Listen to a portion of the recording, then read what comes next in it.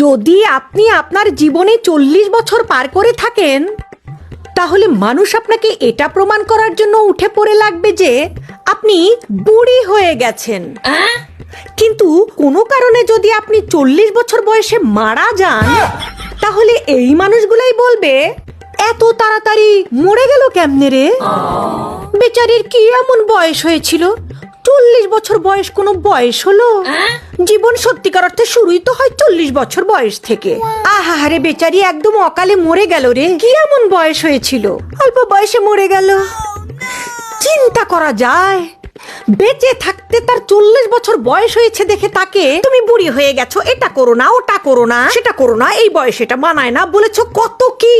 আর যেই মরে গেছে, মানে তার জন্য জীবন দরদ একেবারে উতলে উতলে পড়তেছে। আহারে বেচারা, কি এমন বয়স হয়েছিল, মরে গেল।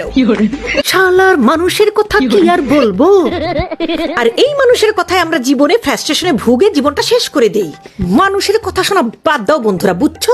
মানুষরা শুধু পারে জীবনটাকে একেবারে উল্টা পাল্টা করে দিতে, মানে অসহ্য।